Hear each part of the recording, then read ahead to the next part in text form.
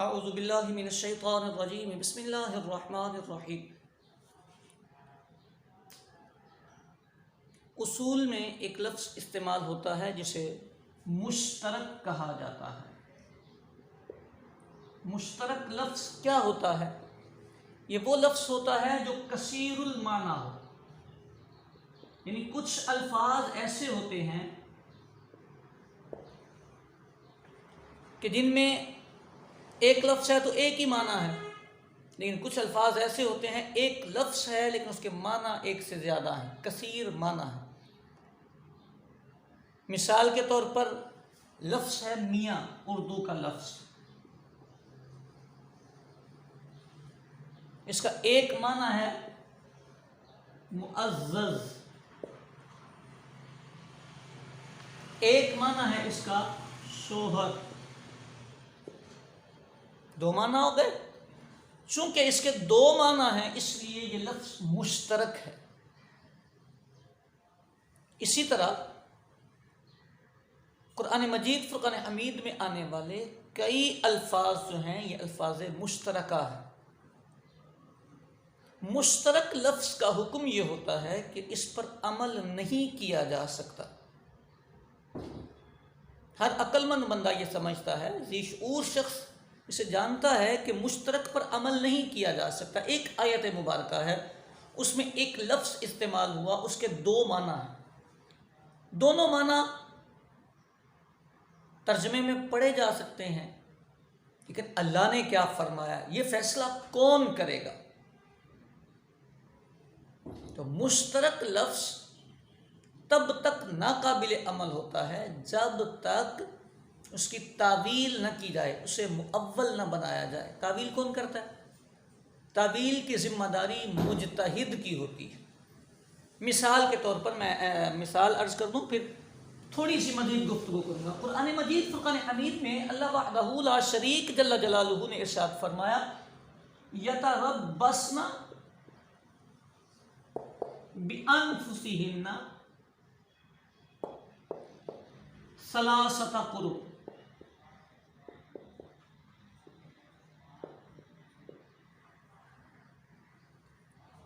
اللہ نے فرمایا یتربصن بانفسہن ثلاثۃ قروء۔ یہ جو لفظ ہے قروء قرآن میں آیا ہے، یہ لفظ ہے مشترک، ٹھیک ہے جی؟ اس کے دو معنی ہیں۔ اللہ نے یہ آیت عدت سے متعلق بیان فرمائی۔ اس کا ایک معنی ہے حیض، مینسز۔ اس کا دوسرا معنی ہے طہر، پاکی۔ عورت کی زندگی کے دو مرحلے اللہ نے ذکر فرمائے ہیں، دو مرحلے ہوتے ہیں، ایک اس کی زندگی کے کچھ ایام ناپاکی کے ہوتے ہیں، دوسرے پاکی کے ہوتے ہیں۔ اس ایک لفظ کے دونوں ہی معنی ہیں، ٹھیک ہو گئی بات؟ اب اس آیت مبارکہ کا اگر ہم نے ترجمہ کرنا ہو، ڈکشنری کھولیں تو ڈکشنری میں اس کا ایک معنی ملے گا حیض اور ایک معنی ملے گا طہر۔ اللہ نے فرمایا یہ عورتیں اپنے آپ کو 3 قروء گھر میں روک کے رکھیں، یہ ان کی عدت ہے، 3 قروء، یہ ان کی عدت ہے۔ اب فیصلہ کریں کہ عورت کی عدت 3 حیض ہے یا 3 طہر ہے۔ وہ طبقہ جو یہ کہتا ہے کہ ہمیں کسی امام کی ضرورت نہیں، ہمیں کسی امام شافعی، امام اعظم، امام مالک، امام احمد بن حنبل کی ضرورت نہیں، ہم تو خود ہی قرآن پڑھ کے سمجھ لیتے ہیں، یہاں اپنے ایمان سے فیصلہ کر کے بتائیں کہ کیا کریں گے۔ ڈائریکٹلی قرآن کا لفظ ہے، اس کا دو معنی ہیں، دونوں میں سے یہاں کون سا کرنا ہے؟ اگر آپ ترجمہ کریں گے 3 حیض کا تو ترجمہ بنے گا یہ عورتیں اپنے آپ کو 3 حیض گھروں میں روک کے رکھیں، ان کی عدت 3 حیض ہے۔ اور اگر اس کا معنی کرنا ہے طہر تو پھر ترجمہ بنے گا ان کی عدت جو ہے وہ 3 طہر ہے۔ 3 پاکیاں. فرق کتنا پڑے گا؟ مثال کے طور پر ایک عورت کو طلاق دی 20 تاریخ کو،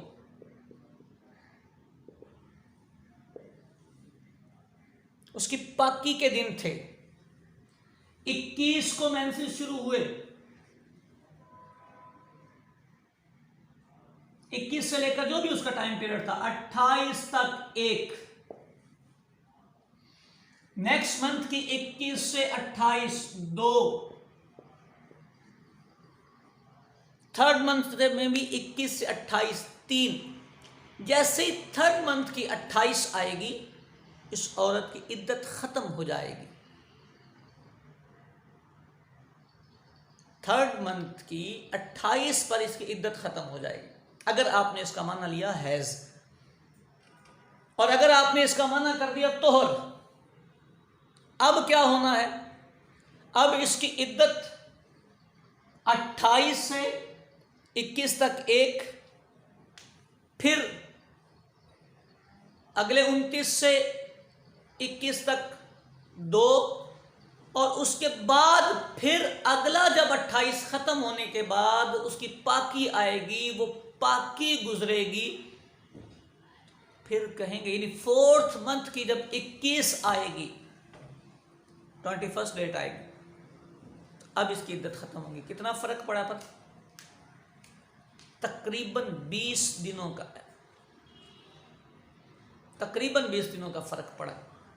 اس مسئلے میں فیصلہ کون کرے گا؟ یہ مختصر سا پیغام سبق بھی ہے اور ان لوگوں کے لیے بھی ہے کہ جو خود سے قرآن سمجھنا چاہتے ہیں. ایک استاذ کی حیثیت سے یہ پیغام ہمیشہ کے لیے یاد رکھیں، قرآن سمجھیں. اللہ نے اس کو بڑا آسان رکھا. میں خود دعوت دیتا ہوں کہ قرآن پڑھیں، لیکن قرآن پڑھیں، قرآن کے ساتھ مذاق نہ کریں، کھلواڑ نہ کریں. اللہ نے قرآن میں فرمایا یضل بہ کثیرا ویہدی بہ کثیرا. اسی قرآن سے بہت سے لوگ گمراہ ہو جاتے ہیں. گمراہی کی وجہ یہ ہوتی ہے کہ یہ لوگ قرآن کے اصول نہیں جانتے، اصول سیکھتے نہیں، کبھی کسی استاذ کے پاس آ کے بیٹھتے نہیں. یہ جو میں نے گفتگو کی یا سبق پڑھایا یہ عام پڑھایا نہیں جاتا، بتایا نہیں جاتا، ممبروں پر یہ اصول بیان نہیں کیے جاتے، واقعات بیان کیے جاتے. لوگ سمجھتے ہیں واقعات آسان ہیں تو قرآن بھی آسان ہے. قرآن آسان ہے لیکن اصول تو آنے چاہیے نا، آپ کے ٹول تو کمپلیٹ ہونے چاہیے. اور خصوصاً غیر مقلد طبقہ جو تقلید نہیں کرتے ان کے لیے اس میں بڑا پیغام ہے. قرآن اصولوں کے بغیر نہیں سمجھا جا سکتا اور اصول آپ کے پاس ہونے چاہیے. یہ ایک مشترک لفظ ہے. اللہ نے چاہا اگلے درس میں ہم اس کی کئی ساری امثلہ آپ کے سامنے پیش کریں گے. اس سبق کو یاد کیجئے، سمجھیے اور اپنے ذہن میں بٹھا کر اس کے مطابق قرآن فہمی کی طرف توجہ دیجیے.